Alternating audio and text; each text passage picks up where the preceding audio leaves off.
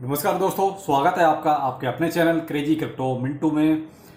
Mimi coins का एक अलग ही बुल रन चल रहा है। कहीं ना कहीं आप ये देख रहे हैं कि फंडामेंटल स्ट्रॉन्ग कॉइन जितने भी हैं आपके बहुत ही स्लो स्लो कहीं चल रहे हैं, वो भी दूसरे बड़े कॉइन्स का मुंह देख के, यानी कि बीटीसी और इथीरियम को देखकर वो धीरे धीरे अपना चल रहा है।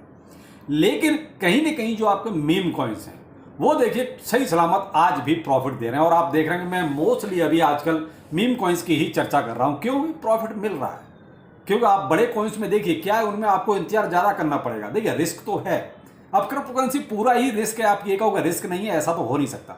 चाहे आप कुछ भी ले लो, रिस्क तो फिर भी है। वो कहते हैं दिल की धड़कनें हमेशा बढ़ी हुई रहती हैं, न मालूम बड़े बड़े जो वेलर हैं वो कब मार्केट को डंप कर दें। तो वो धड़कनें तो देखिए, आप चाहे बीटीसी में पैसा लगाओ और चाहे मीम कॉइन्स में लगाओ, दिल की धड़कनें तो फिर भी बढ़ी रहती हैं। तो बेहतर है कि जहां जल्दी उम्मीद है कि भाई कुछ ना कुछ मिल जाएगा तो वो ज्यादा बढ़िया बेहतर रहेगा। तो इसलिए देखिए मीम कॉइन्स में अभी आजकल जो ट्रेंड में रहेंगे, तो मैं आपको 3 ब्लॉक चेन्स का नाम बताता हूं। एक तो इथेरियम, दूसरा सोलाना, तीसरा आपका बेस।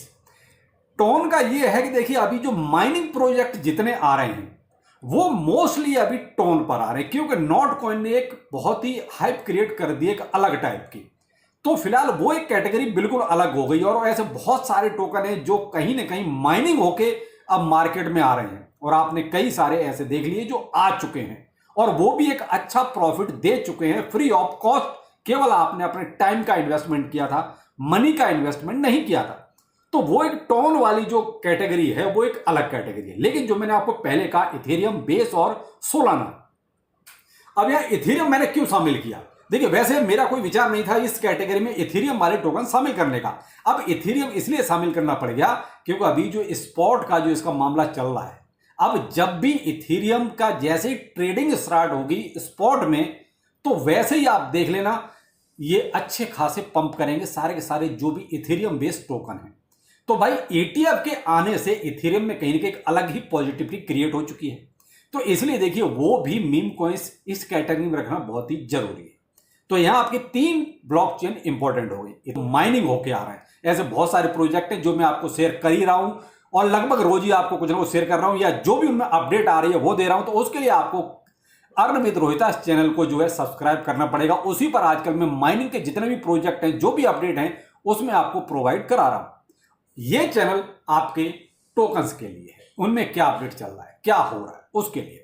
तो यहां आज मैं आपको कुछ ऐसे ही टोकन्स के नाम बताने वाला हूं। देखिए मैं आपको ये प्रेफर नहीं करूंगा कि आप ये वाला ले लो, आप ये वाला ले लो, ये 1000x हो जाएगा, ये 100x हो जाएगा। नहीं भाई, लंबी लंबी फेंकना फिर ज्यादा ठीक नहीं रहेगा। वो फेंकने के लिए ठीक है, वीडियो बनाने के लिए मैं लंबी लंबी फेंक दूंगा, उसको कोई फायदा नहीं है। तो आप डिपेंड करता है आप रिस्क कितना लेना चाहते हो। देखो रिस्क तो है, क्रिप्टो करेंसी है, तो मैंने आपको पहले ही कह दिया, चाहे आप बीटीसी में लगाओ, इथेरियम में लगाओ या आप मीम कॉइन्स में लगाओ, ऊपर से नीचे जैसे बढ़ते जाओगे आपका रिस्क फैक्टर उतना ही बढ़ता जाएगा। आप बीटीसी की तरफ बढ़ोगे उतना ही आपका रिस्क फैक्टर कम होता जाएगा। सिर्फ फर्क इतना है क्रिप्टो करेंसी में, आप नीचे को चले तो ज्यादा उठाने के लिए तैयार रहिए, ऊपर को जाओगे तो उतना ही रिस्क कम उठाने के लिए तैयार रहिए। तो डिपेंड करता है आप पर कि आप कितना रिस्क ले सकते हैं। लेकिन पैसा अगर सही पूछो तो मीम कॉइन्स फटाफट बना के देते हैं भाई, डुबा भी देते हैं। मैं ये नहीं कह रहा हूं नहीं डुबाएंगे, डुबा भी देते हैं।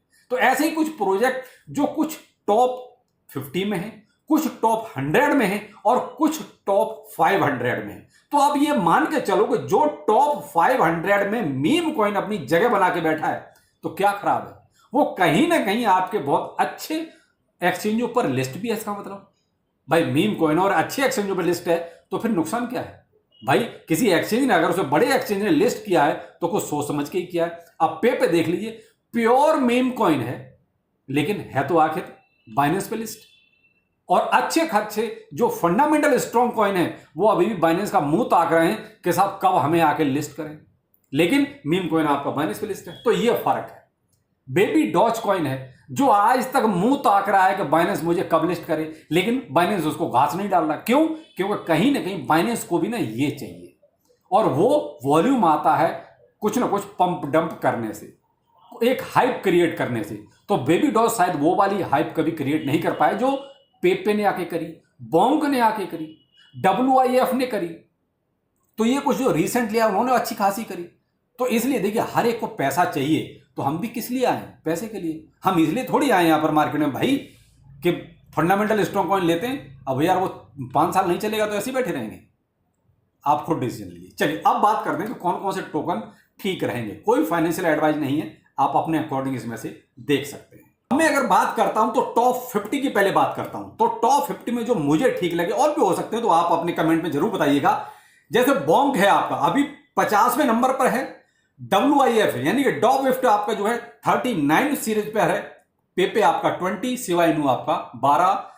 ये है आपके टॉप 50 के, जिसमें आपके देखिए सोलाना भी आ गया, इथेरियम भी आ गया। तो यहां आपने एक चीज देखी, यहां मैंने एक ब्लॉकचेन का नाम नहीं लिया बिल्कुल भी, BNB का। देखिए सदाबहार चेन है, उस पर भी बहुत सारे टोकन है, लेकिन कहीं ना कहीं आजकल उस पे जो भी टोकन मीम कॉइन्स वगैरह इस टाइप के आ रहे हैं, उनकी हाइप थोड़ी कम है।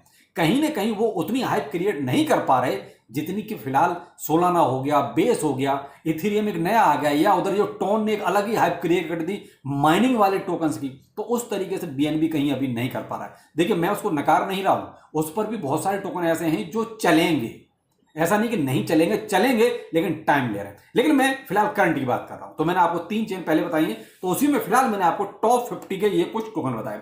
अब टॉप 50 से नीचे चलते हैं, तो देखिए फ्लो की फिलहाल 55वें नंबर पर है।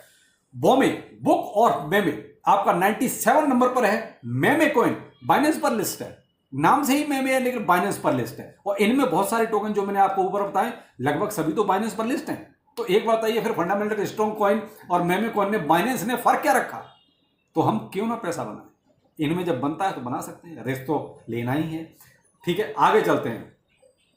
171वें नंबर पर डॉग टू द मून, देख लीजिए कहां पहुंच गया। अभी भी ये लगभग जो है 413 मिलियन का मार्केट कैप लेके 171वें नंबर पर। ब्रेड 227वें नंबर पर है, आपका मार्केट कैप 550 मिलियन का मार्केट कैप लेके बैठा हुआ है। ERC20 रिसेंटली में आया क्योंकि इथेरियम जो है कहीं ना कहीं स्पॉट का ETF लेने तैयार हो गया, तो यहां पर इसने मार्केट कैप 372 मिलियन डॉलर का इकट्ठा कर लिया। रिसेंटली में सब हुआ ये, कहीं ना कहीं आप देख रहे हैं। मायरो 280वें नंबर पर है, 238 का मिलियन मार्केट कैप लेके। COQ ये मैंने आपको बहुत पहले सजेस्ट भी किया था, तब इसका प्राइस बहुत नीचे था, और आज की डेट में इसका प्राइस लगभग 200 मिलियन का मार्केट कैप इसने भी अचीव कर लिया। और COQ जो पुराने मुझे लोग देख रहे हैं, मैंने आपको पहले ही बताया था, उस टाइम प्राइस इसका बहुत नीचे था, अभी भी 3% लगभग जो है ऊपर है। पोंके मैंने आपको पता नहीं सजेस्ट किया नहीं किया, लेकिन मेरे पोर्टफोलियो में पोंके है, तो आप देख लीजिएगा। मैं आपको कोई फाइनेंशियल एडवाइस नहीं दे रहा हूं, लेकिन मेरे पोर्टफोलियो में पोंके है। ये आपका देख लीजिए लगभग 150 मिलियन का मार्केट कैप लेने के बाद 365वें नंबर पर है। मिलाडी मेमे कॉइन ये मैंने आपको बहुत बार सजेस्ट किया, कोई एक बार नहीं, 376वें नंबर पर है और लगभग 145 मिलियन डॉलर का मार्केट कैप इसके पास है। अब आते हैं नीचे, टोकन 5 398 पायदान पर है और लगभग 132 मिलियन डॉलर का ये भी मार्केट कैप लेके मार्केट में है। वेन WEN इसने भी अच्छा खासा बीच में हाइप क्रिएट की थी, ये आपका 380वें नंबर पर है, 142 मिलियन का मार्केट कैप लेने के बाद। ये कुछ मैंने आपके सामने टोकन रखे, मैंने आपको 3 ही चेन बताई थी, तो इसमें एक आध हो सकता है BNB का भी हो, लेकिन फिलहाल मैंने कहा ना कि BNB की उतनी हाइप क्रिएट नहीं हो पा रही जितनी होनी चाहिए। लेकिन फिलहाल मेरा फोकस वही रहा कि सोलाना, बेस, कुछ जो माइनिंग से निकल के आ रहे हैं टोन के, क्योंकि उसकी एक अलग ही हाइप चल रही है, टेलीग्राम और टोन की मिली भगत एक तरह से। ठीक है, तो उन पर भी आपको फोकस रखना जरूरी है, क्योंकि उस ब्लॉकचेन पर आपको इन्वेस्टमेंट नहीं करना पड़ रहा है, केवल आपको थोड़ा माइनिंग का टाइम देना पड़ रहा है। तो थोड़ा सा फोकस आप ज्यादा जो रखें वो ERC20 पर, जो फिलहाल मेमे कॉइन है उन पर थोड़ा ज्यादा रखें, और वो भी तब के लिए जब ETF की, जो इथेरियम स्पॉट ETF की जब एक तरह से ट्रेडिंग स्टार्ट होगी, अभी उसमें टाइम लगेगा। तो आप चाहो तो एक SIP इनमें कर सकते हो, क्योंकि बहुत ज़्यादा टाइम वैसे भी नहीं भाई, जल्दी कभी ना कभी इसको परमिशन मिल ही जानी है, अप्रूव तो हो ही चुका है। तो ये कुछ टोकन मैंने आपके सामने रखे, क्योंकि ये देखा जाए तो इन सब में कहीं ना कहीं इनका छोटा मोटा बुल रन चल ही रहा है। बाकी डिसीजन आप लीजिए क्या ठीक रहेगा। ऐसे और कौन से टोकन है जो आपको लगता है कि रिसेंटली में कुछ अच्छा प्रॉफिट दे सकते हैं, आप कमेंट सेक्शन में जरूर एक बार शेयर करें, कुछ हमें भी उससे सहूलियत मिलेगी, कुछ और भाइयों की भी मदद हो जाएगी। चलिए फिर मिलते हैं, नमस्कार।